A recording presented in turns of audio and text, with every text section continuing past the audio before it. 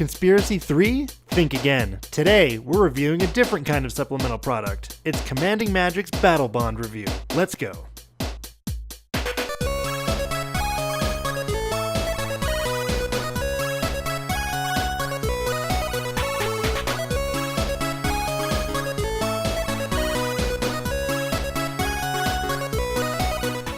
Hello everybody, welcome back to Commanding Magic, The Lost Episodes 2. It's Travis and Brandon here, and we're moving right along in all the stuff we missed this whole year pretty much.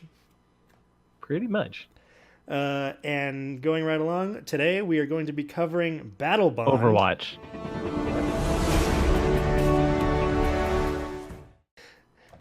Battlebond, which kind of caught me by surprise, if I'm honest. Mm-hmm. It's a good set. I mean, this is in place of, like, what was going to be Conspiracy, right?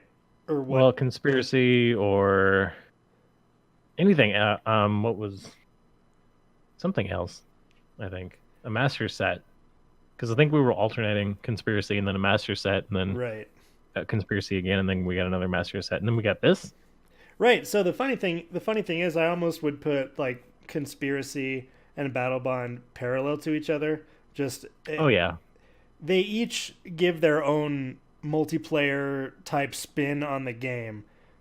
And in Battlebond specifically, one thing that I really like that we're gonna see as we go forward, the return of Partner. How do you feel about that? The return of Partner. So I have a partner deck. I like the idea of Partner. It's much more restricted in this set, which I think makes it a lot more fair. Because you can get some very stupid broken commander pairs with an unspecific ones from before. Yeah, I would also say that, I don't know, the way that they did it this time around, I almost like it a little bit more. I mean, I know that you have like a million times more flavorful than before. So as much as you had a lot of control over your partner pairing from the commander set that was in, where you could just mix and match however you wanted to, having partners that can only be partnered with specific other cards lets R&D add a lot more flavor to those cards. Mm-hmm. You know what I mean? You have one that has weaknesses, but your other one will make up for those weaknesses. Yeah, and as we'll see, some partner pairs are obviously more powerful than some of the other ones. But I just think that there was no way to get around that. I mean, in any set, let's take, for example, how we generally have the monocolored mythic rare for each color, but one of them always, or, a few of them always fall short, or one of them always stands out. Or one of them's always a dragon, or in this case is a demon. Yeah, so we'll see that as we're going into this. Before we even go into it, like, do you like Battlebond? Do you like the idea of Battlebond? Oh, I love the idea of Battlebond. I really hope we go back. Yeah, I remember where Kylum, I think, is the set's name. I think you're right. The plane's name. Yeah. I almost said Battlebondia, but that's a joke from Battlebondia. Before, from another content creator. But the thing that I really like about Battlebond, and it's the thing that I really like about Conspiracy as well, is that it is a non-commander set designed for multiplayer, where a lot of the cards just kind of like would cross over either way, Well, maybe not either way, but a lot of these cards in Conspiracy or in Battlebond were either designed with Commander in mind, or even if they weren't, just work anyway. Yeah, it's great. Yeah. So getting right into it here, the first card that we have here is the first card on Mythic, is Arena Rector. Mm-hmm. Being 4 mana for a human cleric, 1/2. When Arena Rector dies, you may exile it. If you do, search your library for a Planeswalker card, put it onto the battlefield, then shuffle your library. We got a Planeswalker tutor. Yeah. So, I mean, for a very long time, we've seen Academy Rector, which does the similar effect for enchantments. And even, like, I'm not sure if it was super powerful back then, but now Arena Rector is crazy good in Commander and has a really high price tag on it. I actually don't know the price of Arena Rector right now, but I don't know, like these type of tutoring effects where it's on a creature and then it says when it dies you get to do something. So I want to point out something here about two cards we're going to get to here in just a few minutes. Okay. So use Arena Rector, you get Will or Rowan Kenrith, okay? All right. Now, the partner ability, because I had to scroll down because it doesn't have rules text on the two of them Mm-hmm. to find another one. The partner ability says when this creature enters the battlefield, or it might just be with those, it might not be with the walkers. Okay. So it might not actually work like this, but when this creature enters the battlefield, target player may put this or the opposite creature, the opposite partner from their library or hand. Onto the battlefield? Yes, from the Okay. library. Yeah, Yeah. into their hand from their library. So it'll help tutor that up, not onto the battlefield, but it would help tutor that up as well. This card seems like, I mean, the Planeswalker deck, the Super Friends deck, whatever you want to call it, has always been a very potent deck in Commander, and that's, I mean, you just people like that's just a known thing, right? Right. I think one of the best commanders for the Super Friends deck is Atraxa. Yeah. I mean, for that, I mean, one of for the that best cards for the Commander that- deck where that deck got printed in this set too in doubling season. oh right. I mean, yeah. So on it with Atraxa, you have that proliferate and stuff. So, I mean, and we have actually a few Planeswalker tutors at this point. So I mean, it only keeps getting better, and over time, those Planeswalkers are just gonna, it's gonna snowball. You're gonna get Yeah, one you out, can and then tutor two, with and then Jeru, three. or you can call tutor with Call the Gatewatch. Call the Gatewatch. So. Yeah. So let's get into our first partner pairing of Battlebond, and it's going to be Will Kenrith and Rowan Kenrith. So first of all, let's take a look at Will Kenrith, Brandon. Will Kenrith.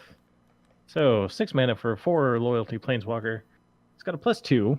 Until your next turn, up to 2 target creatures each have base power and toughness 0/3 and lose all abilities.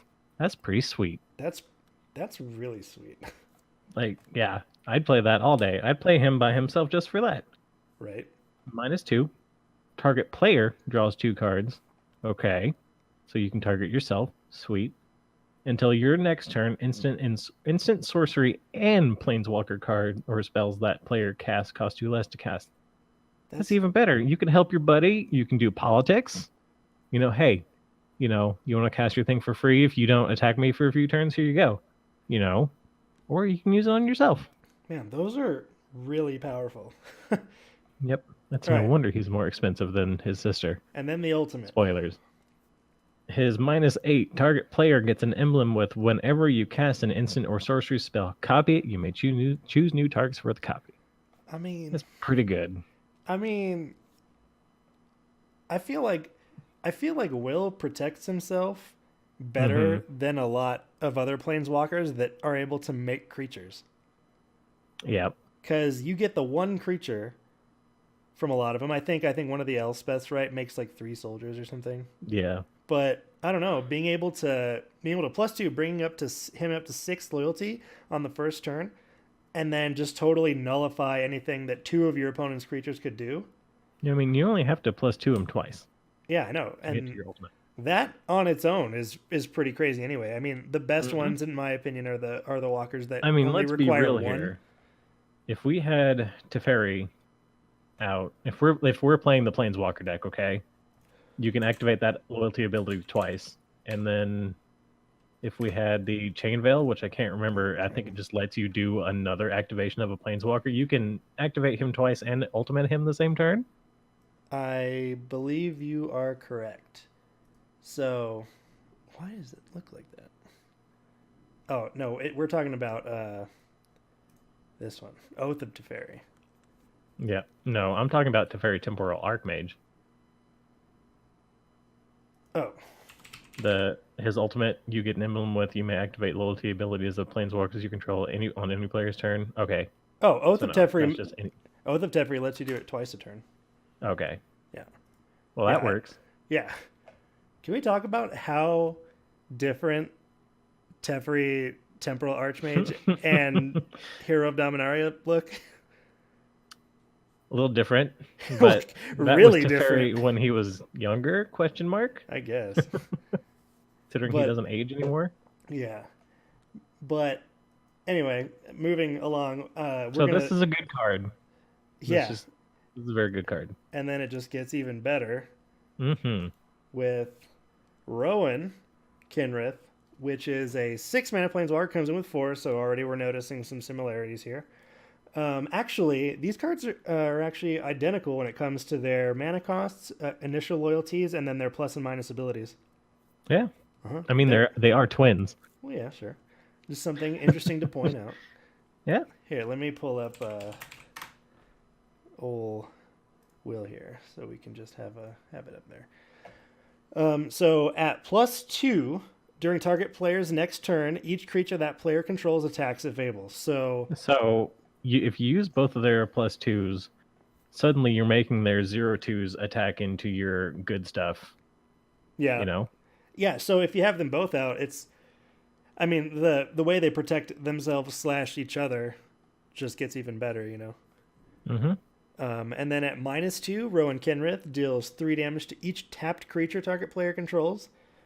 Mm-hmm. In, I mean, plenty of ways to tap creatures down in blue.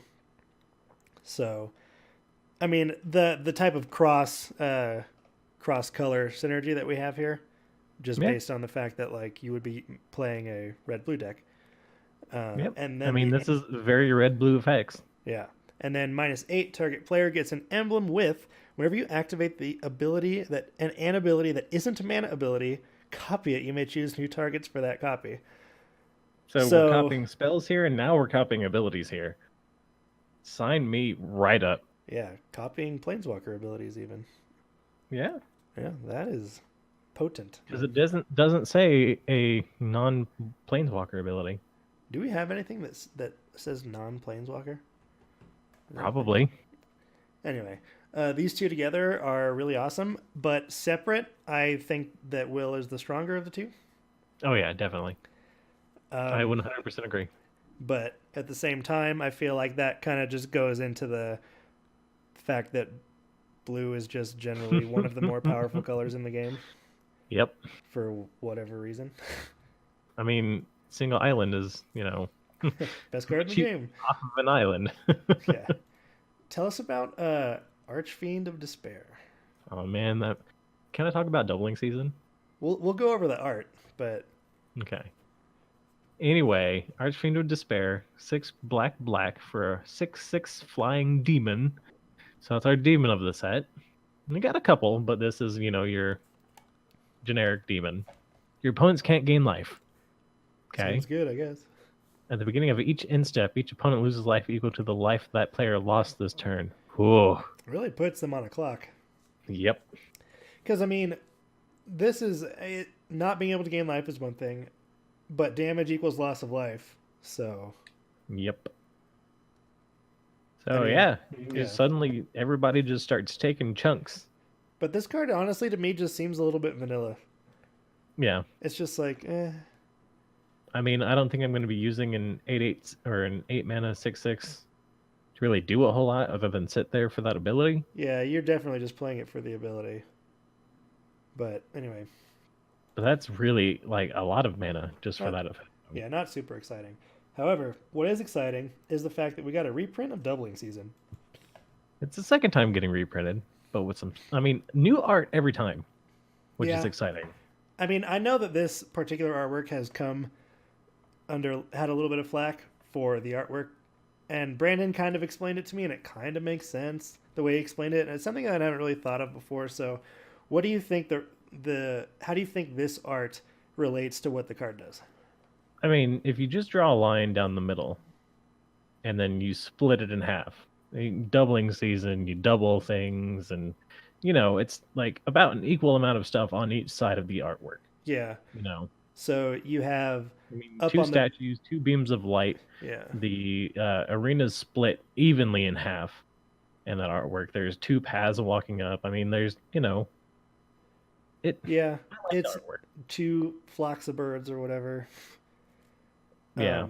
But I mean, it's cool. I like the artwork, but if I'm perfectly honest, I would much rather this have been like a land or something for this artwork, Oh, it could obviously be some kind of land.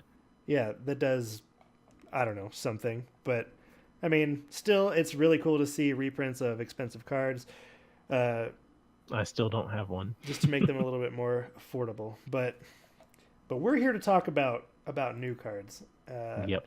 Like So Brightling. Brightling, the 3 mana 3/3 shapeshifter, that for 1 white mana you can do one of these three things: give it vigilance, give it lifelink, return it to its owner's hand, and then for 1 colorless you can give it +1/-1 or -1/+1.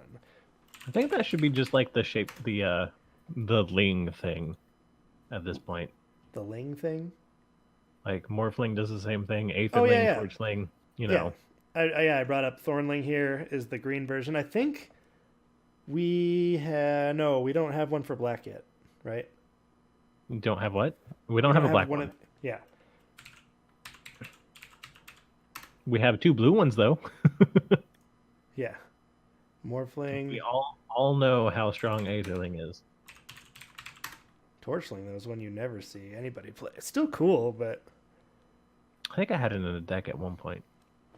it reminds me of the mechanic. At least the last ability reminds me of the ability that all of the Flowstone creatures had.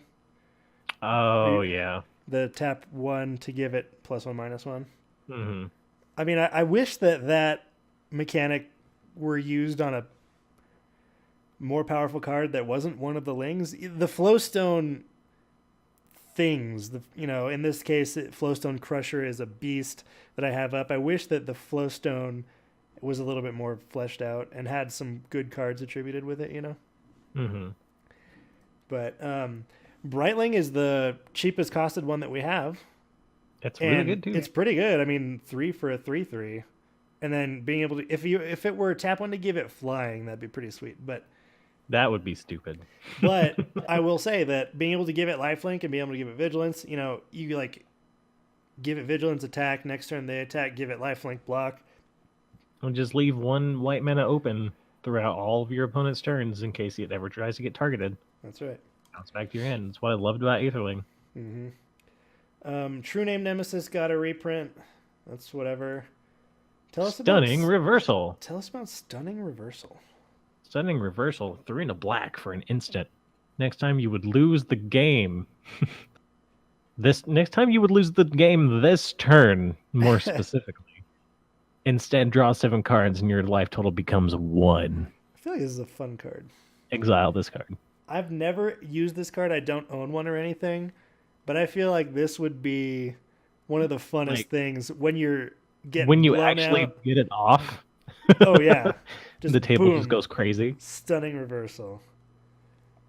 And then, so it's funny because It's like playing the Angel of the Dire Hour it when doesn't say, nobody sees it coming. but it doesn't say that you can't lose the game this turn. So let's just say main phase 2, your opponent just pings you for 1. Yeah, you have to make sure. I memean, still though, getting it off and drawing 7 cards, maybe out of those 7 you'd have something. You're in black. You could cast Maybe that one. Was it that one demon from Dominaria that returns target player's life total? Oh yeah. Well, I don't think he has flash, so maybe that wouldn't work. But I'm sure there's multiple ways that you can get out of a bad spot, especially because you are drawing 7 cards. Mm-hmm. But altogether, a neat card, but not super exciting. I like but it. a card It's a that good is card. really exciting. Oh, is yeah. The next one. Do you want to go over this one? Sure. Since Okay. Colin's not here, did he ever build this deck? I don't think so. Najila, the Blade Blossom, 2 and a red for a 3/2. Human Warrior. Okay, I'm digging it so far. Whenever a warrior attacks, you may have its controller create a 1/1 white warrior creature token that's tapped and attacking. So, it's not even warriors you control. Politics, commander, Oh yeah, you're right. Whenever a A warrior, warrior. attacks. just anybody's. Hey, you want some more warriors? Here you go. You want to help get this guy down faster? Here, I'll let you have some more warriors. Next ability here, pay the full Wooburg and tap all attacking creatures.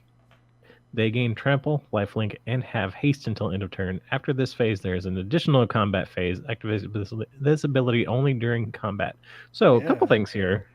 It doesn't say untap all attacking creatures you control, and it doesn't say that activate this ability only during your combat. or only during your turn. Oh yeah, you could You could do it politic the during crap out of anybody's this. turn. This is Yeah. a fantastic politics card. I want to see a really good deck built around this. Oh, I do too. I'm trying to figure out. If I didn't have allies, I would throw this now or build this so fast. Do I have 5-color deck? I don't think I do. Maybe I should build this. You had dragons, but you took it apart. That was a long time ago. I was gonna build. I was gonna build Joda, but then I decided not to after I saw how broken he was when Jimmy played him on game nights. Yeah, go for it. But Foil. I mean, this card has the potential to be extremely good as well. Yeah, I really dig this card. Next up is an interesting card that people really like. This card is a very popular card from this set, Bramble Sovereign. 4 mana for a 4/4. Whenever another non-token creature enters the battlefield, you may pay 1 and a green. If you do, that creature's controller creates a token that's a copy of that creature. So it's actually very good. For you, it's very good for politicking as well. And I suppose it could even be very good for all those ETB effects, right? Mm-hmm. So who knows, man? Like, this card is very good, but something about it just doesn't. I'm not saying I dislike this card. I like this card, but something about it just doesn't make me want to say, yes, Bramble Sovereign. You know? Like, is this card gonna get you out of a tough spot? Right. I think that it has enormous potential, right? But Mm-hmm. I don't know, man. Something about it. You have to pay 4 mana, and then you have to pay another 2 mana to get anything of value out of it. I don't know. It's not my thing. Yeah, I think that this card is actually extremely powerful. So my judgment I on this don't card disagree has with nothing that. to do with how much I think the power level is, like if it's good or bad. Just something about it. I don't know. The artwork is really good. It's just not my thing. We have Land a Tax reprint. got sweet new art. Actually, this art has been around already. This was on a Judge promo. Well, sweet new widely available art. Sure. Art that is not sweetly widely available outside of Battlebond is Arcane Artisan. And Brandon's going to tell us about that. Was this a new card? I think. Maybe. I think so. All right, 2 in a blue for Human Wizard. It's a 0/3. 2 in a blue, tap, target player draws a card, then exiles a card from their hand. If a creature card is exiled this way, that player creates a token that's a copy of that card. Okay, so you're going to be copying creatures if you get lucky. You know what you do? What do you do? One of your teammates or one of or just politic it if you know your opponent's list or something. Or you know what's in their hand. Have your opponent exile their Mist Hollow Griffin or their Squee, right? Mm-hmm. I mean, there's some. Yeah, no, I get what you're saying. I wouldn't say it's good value. There's some value to be had there. So anyway, when Arcane Artisan leaves the battlefield, exile all tokens created with it at the beginning of the next end step. Huh. I don't think this deserves mythic rarity, if I'm being perfect. No, neither do I. I mean, there's always a few cards in each set period that you kind of feel right are a little bit underwhelming, right?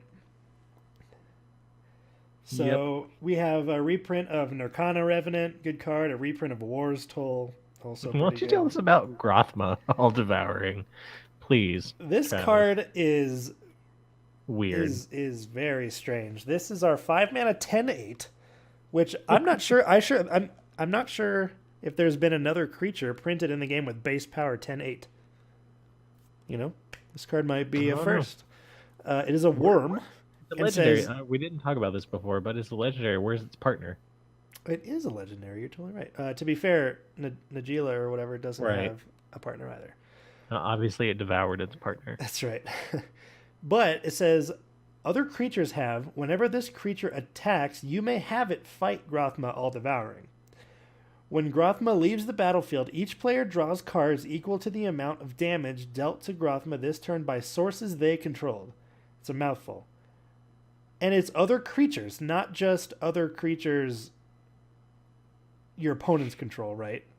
Mm-hmm. So you could attack your opponent with your creatures and have your Grothma fight those creatures. Mm-hmm. Unless, what are the rules text for fight? Unless fight specifically says a creature you don't control.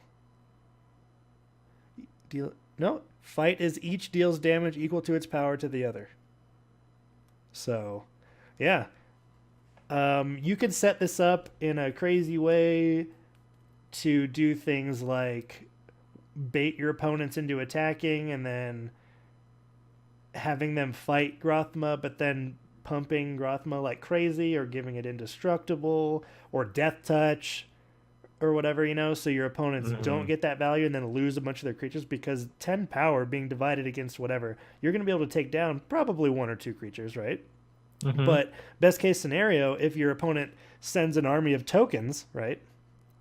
Yep. Then if you pump him or give him indestructible, you've done a pretty hefty blow to your opponent with your 10-8 living for when it comes around to your turn, and then you have the opportunity to attack back. But then if they kill it, they get to draw cards. Or if you yourself kill it the way that I said before, by attacking and then having Grothma fight all of them, and then giving those creatures indestructible or buffing those creatures. Well, and since you just play Boros Charm and give all your stuff indestructible. Yeah. So that would also make Grothma indestructible. So. Well, right. Yeah. But so good luck getting that to work. I mean, it's going to be silly interactions.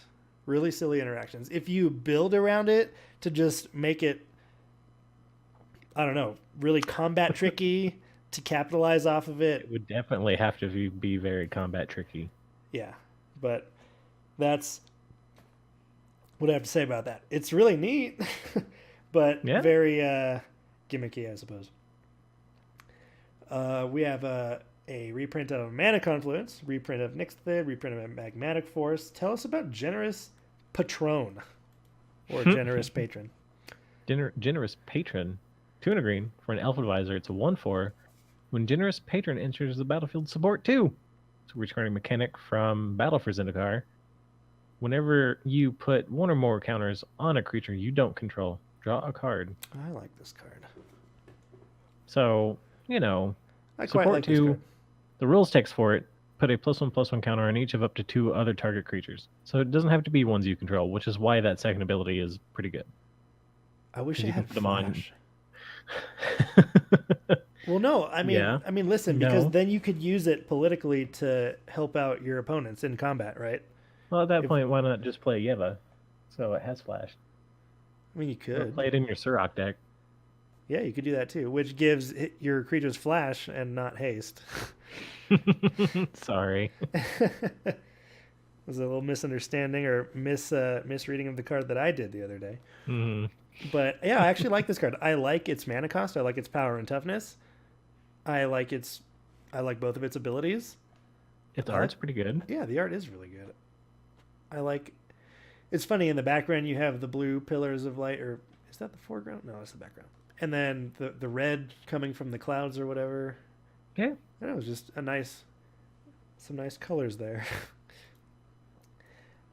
Sylvia Brightspear is part of my favorite 2-partner combination, whatever you want to call it. Being 3 mana for a 2/2 human knight, and then it partners with Korvath Brightflame. So Sylvia Brightspear has double strike, and then gives dragons your team controls. Dragons your team controls have double strike. So this would be best used in a situation where perhaps you have Sylvia and your opponent has Korvath, and you're both playing the respective archetypes. So you're playing knights, your opponent or your teammate is playing Korvath, and both abilities influence both of your sides of the board because you're on a team. It wouldn't work in like an alliance situation where you say, "Oh, hey, we're not going to attack each other," or anything like that. You would have to be designated. Teams would be declared before the game starts. Right. And Korvath Brightflame. You want to go over that, Brandon? Sure.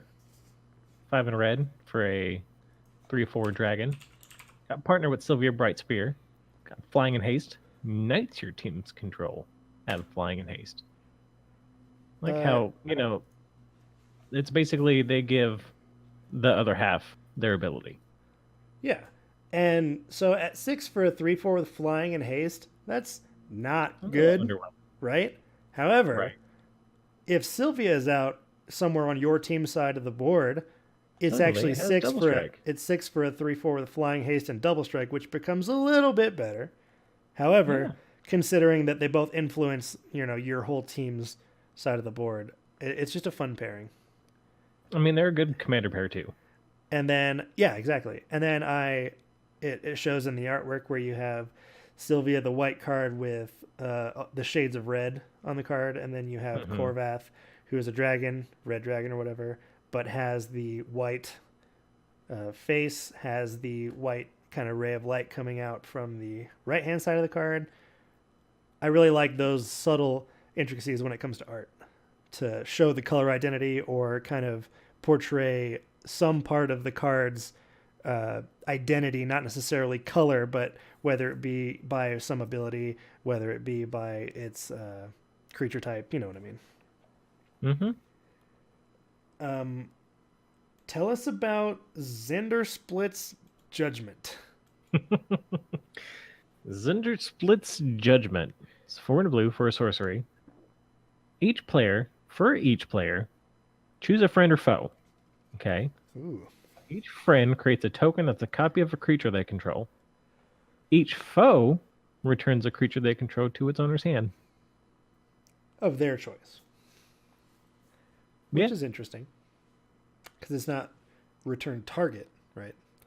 So your friends get to choose the copy, or which creature they copy, and your opponents get to choose which creature they return. Mm-hmm. I think that's how that works. It doesn't specify, but I think that's how that works. Yeah, because it would have to target, which would put it in your control. Right. Yeah. And as I understand it, this gets pardon me. This gets around Shroud Yeah. because it's not target, it's just you choose, Mm-hmm. which is kind of dirty. I don't particularly Yep. like how that works. It's the same way. The same goes for cards like, I think it's this one. Yeah, so Phyrexian Metamorph works the same way.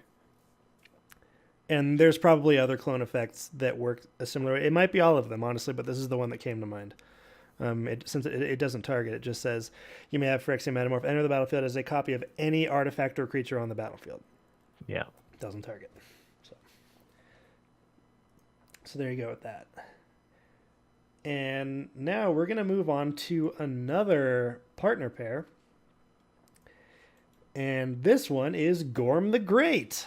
This is a I think this 4 pair is mana. my pair. This is your favorite? Mm-hmm. How about you take it then? Sure. Ground the Great, 3 and a green for a 2/7 giant warrior. Okay. Partner with Virtus the Veiled. This dude's got vigilance, and Gorm the Great must be blocked if able, and Gorm must be blocked by 2 or more creatures if able. Okay. So what does his buddy do? Must be blocked and must be blocked by 2. Okay. Had to kind of get that.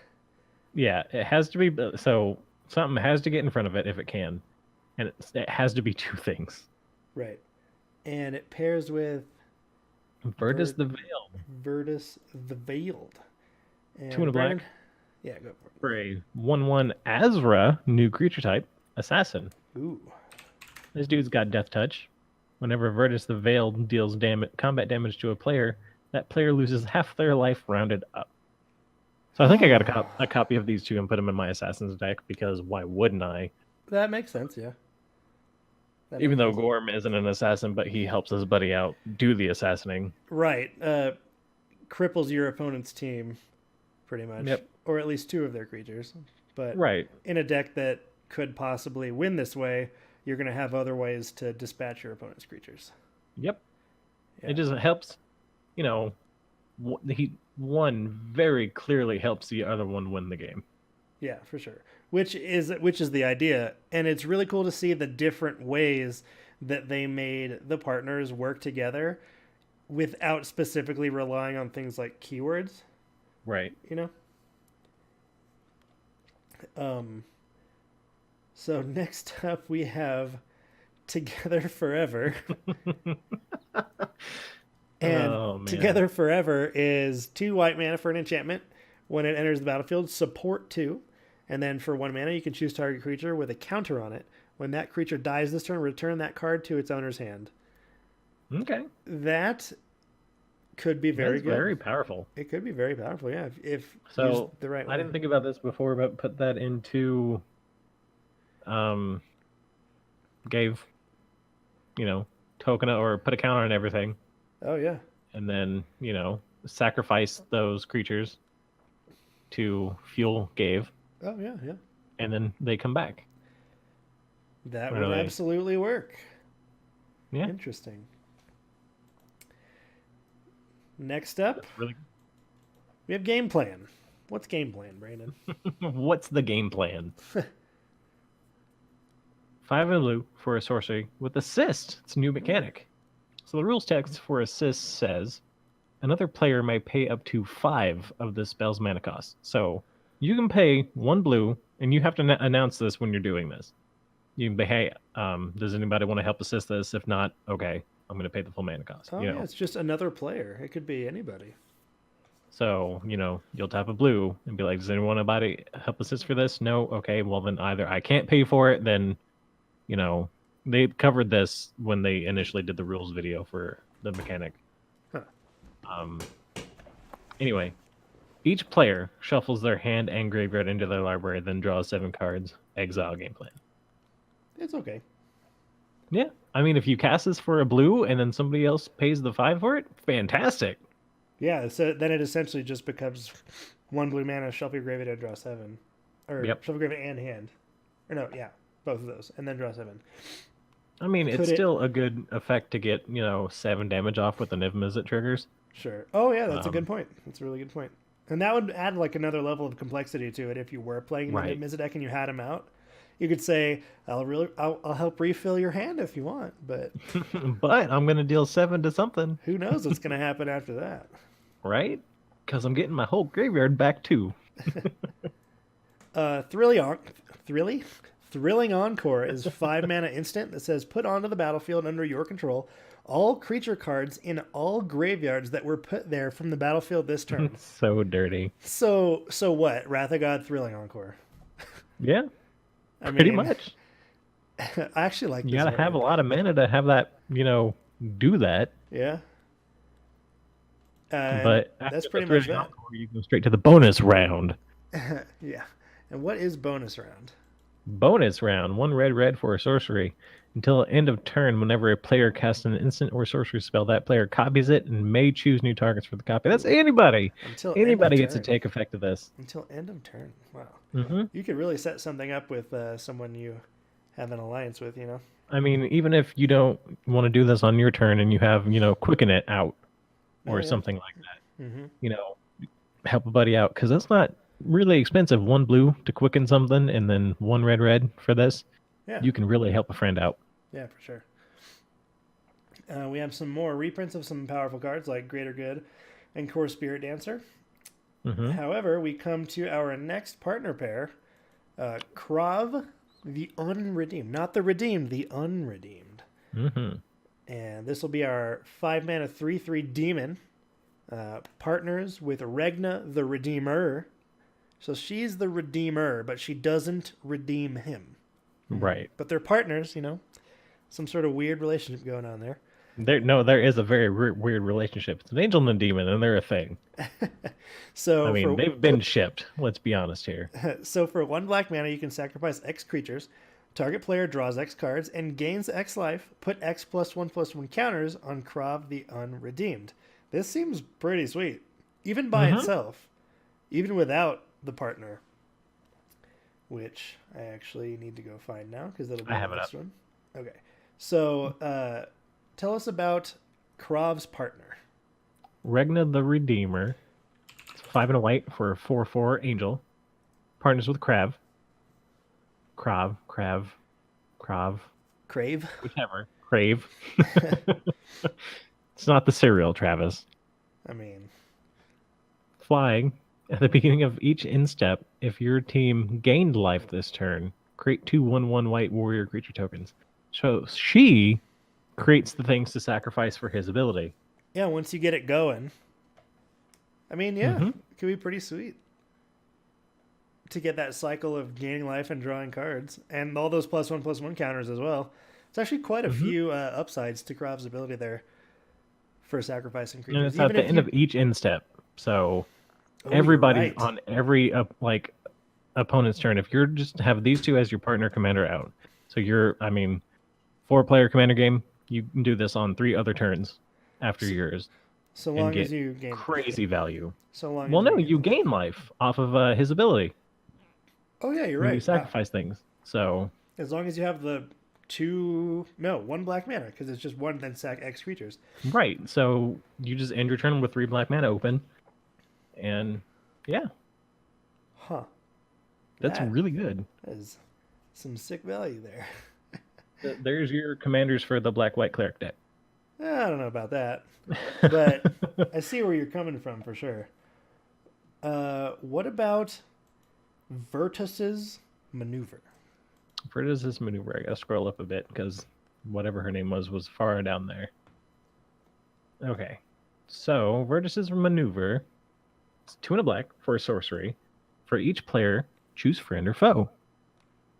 Each friend returns a creature card from their graveyard to their hand. Each foe sacrifices a creature they control. This is really good. For 3 mana. Mm-hmm. I mean, Wow. say if This we kid- played it, there's only the 2 of us. You know, I'm a friend, you're a foe, right? You know, I make you discard your guy or sacrifice a guy, and I get a guy back. Woof. You know, that's still really good for 3 mana, Yes, it is. and it helps me So- get Virtus's ability through to kill you. So it returns the creature to the from your graveyard to your hand, not into play, Mm-hmm. but still, Yeah. it's still pretty sweet. Considering, for example, that cards like, let's see, right? Yeah. So cards like Cruel Edict, right? Target opponent sacrifices a creature, and that's 2 mana. So for 1 extra colorless mana, you're returning something from your graveyard to your hand. And in a Yeah. multiplayer game with, say, 4 or 5 people, that's even better. You know? Mm-hmm. You get all sorts of value. Yeah. So next up, we have Corvus Fury, being a 5 mana sorcery that says for each player, choose friend or foe. Sensing a theme here. Mm-hmm. Each friend discards all cards from their hand and draws that many cards +1. Okay, And we're then talking. Corvus Fury deals damage to each foe equal to the number of cards in their hand. Ooh. Okay, so this is pretty interesting, actually. I like how it's they draw that many cards +1. Mm-hmm. And But the thing is, so obviously anybody that's, you know, got, you know, 2 cards in hand, you're gonna make them discard and draw 3. yeah. Right. Mm-hmm. And you're gonna choose the foe for anybody who's like got infinite hand size and has 30 cards in hand, right? Exactly, yeah.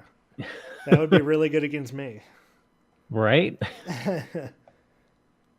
I mean, not saying that I've never gotten there before. Sure. Tell us about Pier's Whim. Pier's Whim, 3 and a green for a sorcery. For each player, choose friend or foe. Hey, here we are again. Each friend searches their library for a land card. Just a land card. Just that's, you know, put like 3 stars around that right Yeah, that's there. right. Just Does land. does not specify basic land. Nope. Puts it onto the battlefield tapped. That's the only caveat is you go get like a stupid land but it has to come in tapped. Mm-hmm. And then shuffles their library. Each foe sacrifices an artifact or enchantment they control. It's interesting. So you'd be like, hey, you know, who wants to ally with me for a few turns? You know, Right, hey, right. here you go. Nobody attack me. And y'all can have your stupid, you could have, hey, you go get your Urberg out. Hey, you go get whatever you need, you know? Right. But But yeah, the sacrifices artifact. It's a weird combination of abilities here. I Like I mean, feel that the other ones so far have kind of worked together a little bit. This well, one is think just about it kind of like seems this. They've like been very on par with the color pair. right. And this Yeah, one, which we've not gotten to them yet, we will in just a second. yeah.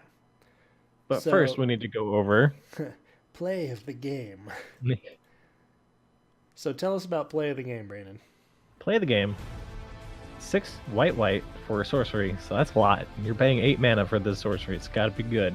Yep. Get assist, so somebody can help pay for the 6. Exile all non-land permanents. I mean, Whew! That's a play of the game. That's a board sweeper. That's a board wipe. And that's all. I mean, it's actually pretty vanilla.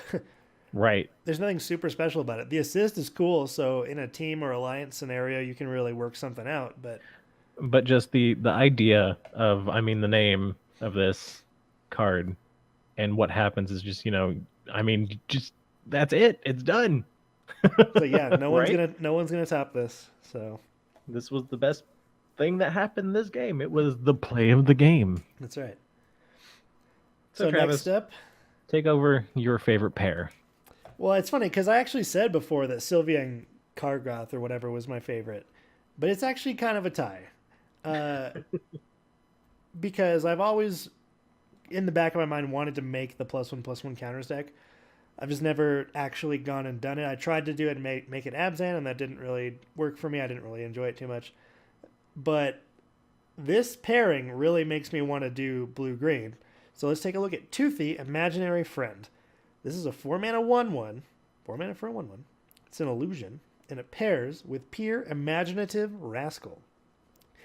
And says, whenever you draw a card, put a +1/+1 counter on Toothy Imaginary Friend. That's really good anyway. Mm-hmm. When Toothy leaves the battlefield, draw a card for each +1/+1 counter on it. Okay. Sounds good. I mean, you're just drawing cards all the time. Mm-hmm. You're drawing at least one card every turn.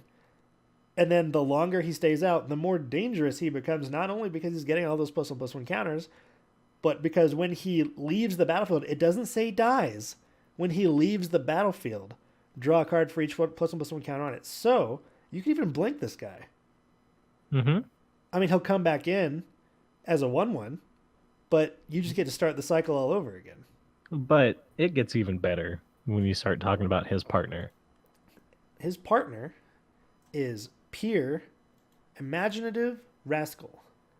And Peer is a 3-mana 1/1 for a 1/1 human, right? Partners with Toothy Imaginary Friend. And if one or more counters would be put on a permanent your team controls, that many +1 of each of those kinds of counters are put on that permanent instead. So suddenly your one card per turn turns into 2 counters. I mean, Yeah. my gosh. Which equals 2 cards when you blink them. Yeah, this is just an extremely good pairing here. And what's the card that's kind of like Peer? Hardened Scales, Yeah. right? Yeah, if one or more +1/+1 counters we put on a creature you control, that many +1 go on instead. So, yeah, I don't know. Perhaps mechanics-wise, Peer and Toothy are my favorite. I love how they interact with each other, but something this is about definitely the +1/+1 counter deck. yeah. And then Sylvia and Korgoth are just the stompy, just the pure beat your face in deck. stompy power combo for me. So let's talk about another partner pair, starting with Akan. Is that The how you Eye say it? of Chaos. That's Tell how us I would about say it. Akan, Eye of Chaos. So I'm going to say something here, and it's probably going to be very surprising. That this blue-red pair here, I'm not a fan of. Ooh, interesting. I'd rather play with the Planeswalker pair than this pair, which has made me very happy that I had 2 options here. Okay, that's But, fair. Yeah. So Okun, I have Chaos, 4 in a red, 3/3, Cyclops Berserker, Ooh. partners with Zindersplit, Eye of Wisdom. At the beginning of combat on your turn, flip a coin until you lose a flip. Okay. Whenever a player wins a coin flip, double Okans or Okuns, however you want to say it, power and toughness until end of turn. So you're gonna make the coin flip deck? No. But why not? It'd be so cool. I mean, if I'm making the coin flip deck, I'd have to get Crack's thumb and Crack's other thumb, and Yeah, I don't understand you the know, problem here. I'd have to play um, Rouse Eric and get all those extra turns. Well, yeah, that's what I'm saying. I don't know, man. I think the deck No might be thanks. pretty fun. And there's also another card that you'd have to get, and that It would card be is Zender Split. Zinder Split. Eye I of have Wisdom. wisdom. It would be great if we just said it both at the same time, Oh, I but totally you brought up the stopped. wrong card.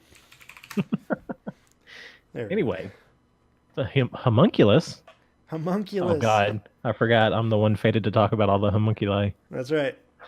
See, that's Thank you, even Travis. another reason why you need to make this deck. 1 and a 4, for its 1 and a PT. 4. 1 and a 4. So yes, Travis, it's okay. Everything's gonna be okay. All right. At the beginning of combat on your turn, flip a coin until Yes. you lose a flip. Yes. Whenever a player wins a coin flip, draw a card. Yes. You go make this deck. Maybe I should. I don't know, man. My play group would probably have a blast with me playing this deck.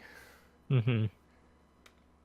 So, how do you feel like this pair together? You say it's not your favorite pair, but how do you just feel about it, not considering that there's another pair to choose?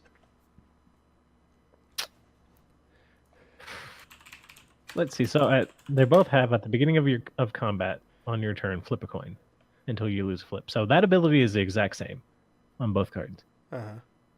So if you're playing this yourself, you have both cards. I mean, that's kind of a lose right there because you're going to be flipping a coin either way with one or both out. Uh huh. And then whenever a player wins a coin flip, draw a card. That's any player. So, but how many people are really playing with coin flips? But just think about it, Brandon. If you used every card that flipped a coin in the game, I know. I don't know. I know. Man. And also, But- Croc's other thumb influences dice rolls, not coin flips. Oh, it does? Okay. Yeah. I'm reading it right now. Just to But bring still, that up. though, if you're playing that deck, then you're going to be playing dice roll. If you're play the RNG deck, okay? Yeah, exactly. A card that is not RNG dependent is Regna's Sanction. It's a 4-mana sorcery that says, for each player, choose friend or foe. Each friend puts a +1/+1 counter on each creature they control. Each foe chooses one untapped creature they control, then taps the rest. Ooh. Mm-hmm. Okay, wow. This could just win a game. It could. I mean, just consider, if you make all your opponents foes, right? Tap down basically a whole board. But what that does, though, is it puts a gigantic target on your head if you don't win the game that turn. Mm-hmm. Right? So it's just a fun politicking card, I suppose. What about Spellseeker? Hold on. You talk about that. I have to look up another card. Correct. All right. So Spellseeker is a 3-mana 1/1 human wizard. It says whenever Spellseeker enters the battlefield, you may search your library for an instant or sorcery with the converted mana cost of 2 or less, reveal it, then put it in your hand, then shelf your library. This could get combo pieces. Are you playing Storm? This could get part of your Storm combo. Playing Storm and Commander. I'm sure Go that for it. there's a lot of other good stuff you can get with this, but it's not really my wheelhouse. So going back to Regna's Sanction, Oh, okay. you don't have something up to keep yourself alive. I mean, you keep open 7 mana after you play this. Uh-huh. Everybody starts coming for you. You just flash in your Angel of the Dire Hour and exile all the attacking creatures. They're trying to attack you back after you failed to kill everybody. Yeah, sure. If that could be just a sneaky Dickens type of thing. Be like, come at me, Nobody bro. would see it coming after What are you that, gonna right? do? However, it would only it would only work for one of your opponents. Right, So but you'd have to have still. something else up your sleeve. But yeah, I see where you're coming from with that one. After that, it'd be like, well, because then you'd have that body to block with, and then, Yeah. still, it'd be fun. Yeah. It's something I'd do. Spellseeker doesn't really do it for me. I can't really think of anything crazy to do with this, but it's some little bit of card advantage. You could even get like a Ponder or a Brainstorm, right? Mm-hmm. And just get it and then cast it and draw some more cards or whatever, Yeah. I don't know. I mean, it's okay. I don't think it's fantastic. Is stolen strategy okay? Let's see. 4 and a red for an enchantment. At the beginning of your upkeep, so the turn you play that, it doesn't do anything.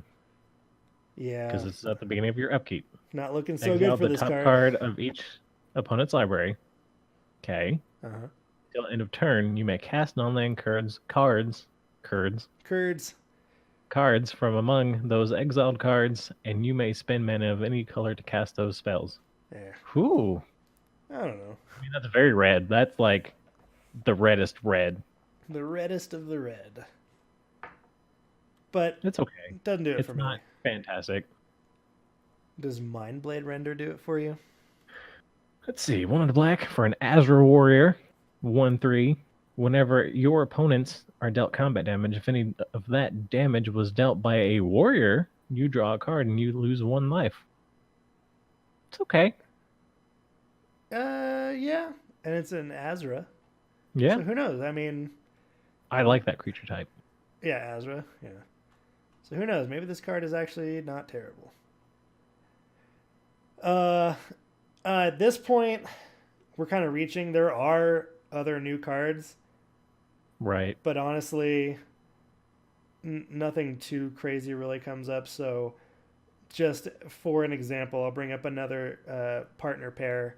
And now this is going to be an uncommon partner pair. Chakram Retriever is a 5-mana 2/4. It's an elemental hound. It's a little dog. And it says when it partners with Chakram Slinger, whenever you cast a spell during your turn, untap target creature. Okay. And then we have Chakram Slinger, which is a 5-mana 2/4, and it pairs with Chakram Retriever. And then for 1 red and tapping it, it deals 2 damage to target creature or planeswalker. So they don't even really do anything with each other. Nope.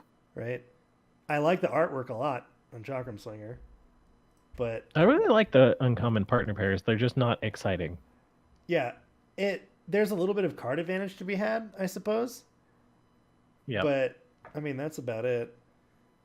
Another card that has some cool artwork is Blaring Captain. If you want to go over that pairing, Brandon. I'm looking at Blaring Recruiter. Let's go over that first since I already clicked on it. Oh, okay. Blaring Recruiter. It's a 4 or 3 and a white for a 2/2. Partner with Blaring Captain. 2 and a white. Got a 1 white warrior creature token. Okay. I mean, it's one of those abilities that you get to pay the mana for a creature, but it's 3 mana. Yep. It's also an uncommon given, right? Right. But not for me. So Blaring Captain.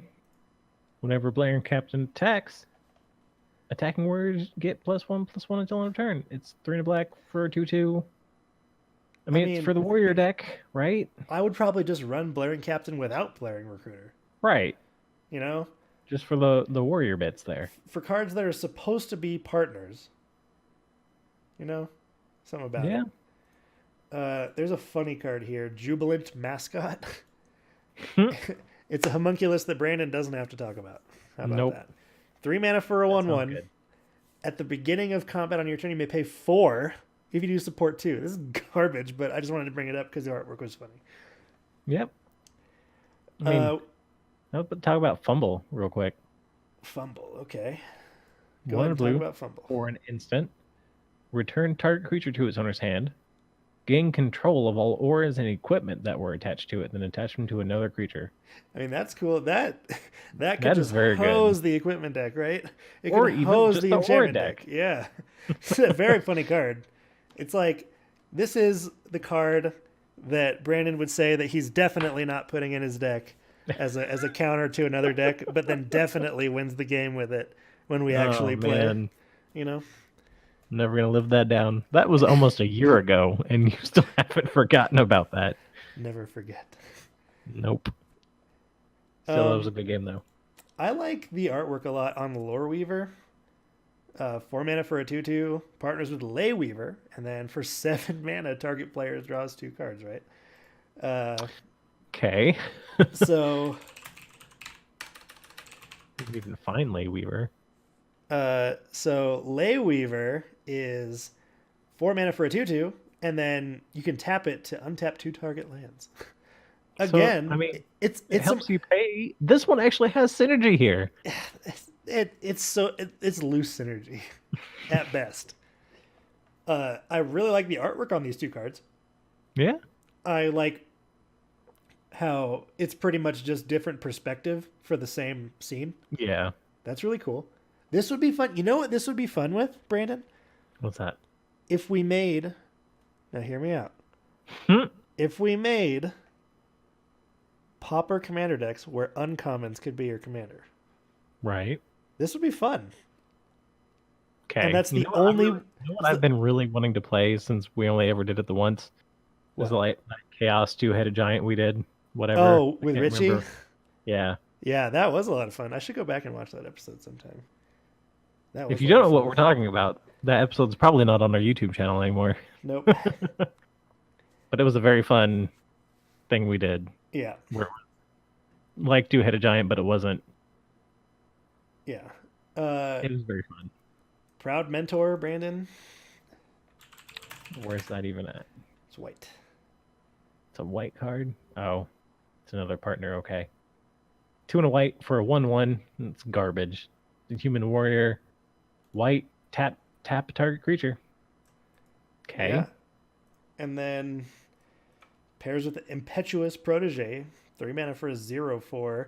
Whenever it attacks, gets +X/+Y, where X is the greatest power among tapped creatures your opponents control. That okay, so no, that is synergy. Yeah. That is some solid synergy there. But I still don't think it's good. Nope. How about the Soulblade partners? Soulblade Corruptor. 4 and a black for a 3/3. It's a human warrior. Got Death Touch. Whenever a creature with a +1/+1 counter on it attacks one of your opponents, that creature gains Death Touch until end of turn. Okay. And Soulblade Renewer. 4 and a green for a 2/2. Okay. So 5 mana for a 2/2 in green is garbage. Yeah, it's bad. So this has to be good. When Has to Soulblade be. Renewer enters the battlefield, support 2. It's so bad. So you can make him a 4/4 for 5, and then he gets Death Touch when he attacks because he's got a +1/+1 counter on it. So that's synergy Yeah. between those two. But that's it. Hey, I actually didn't know that Veteran Explorer got a reprint. Well, now you know. I like that card. I like the artwork on this one.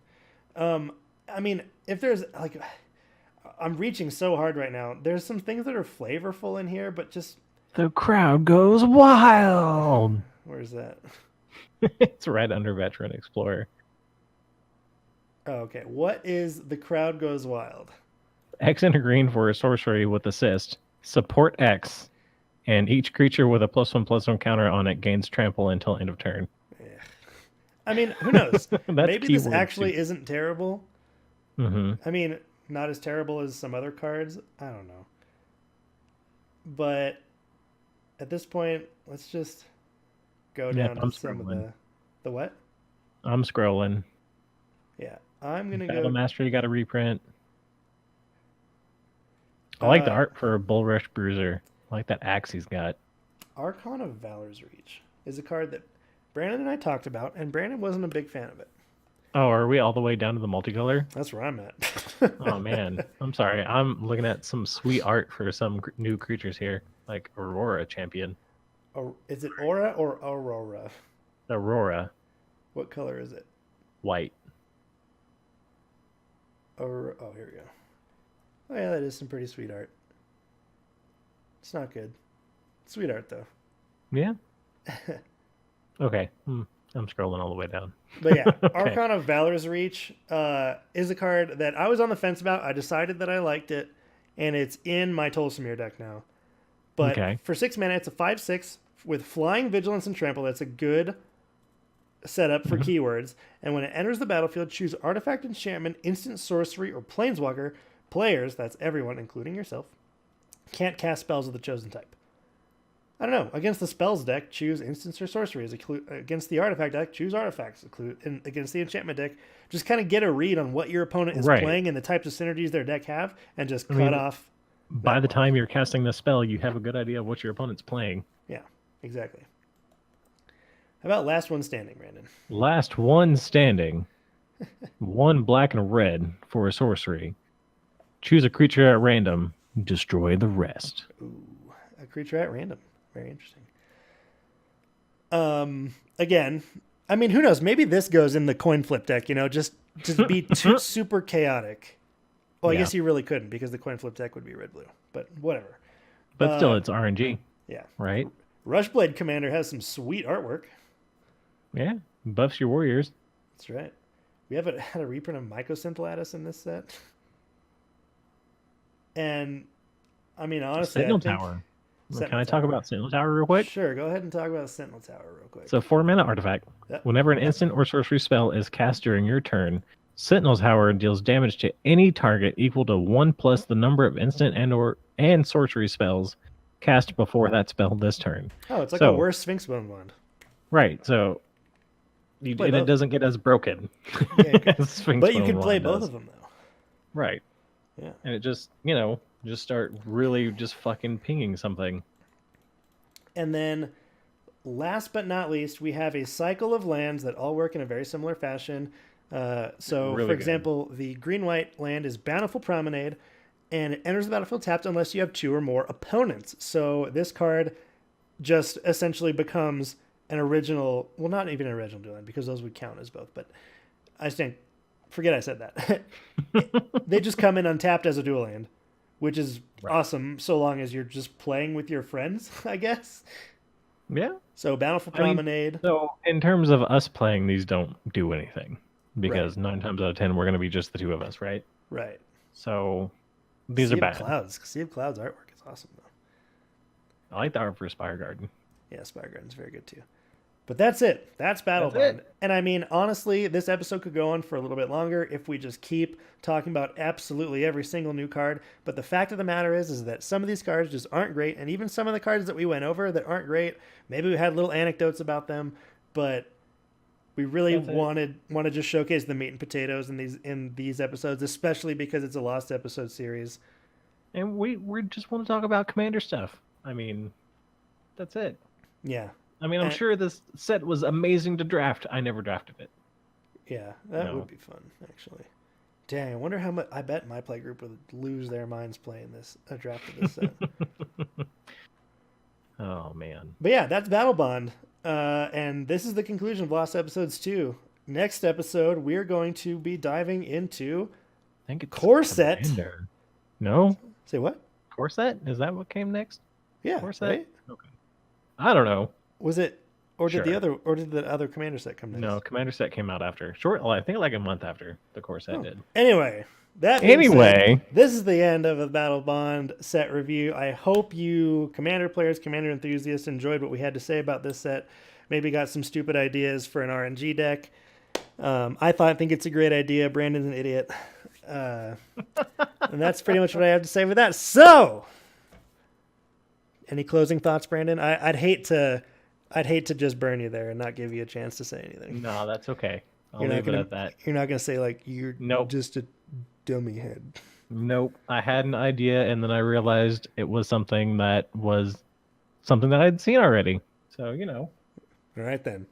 So that being said, it's Travis and Brandon returning to the command zone.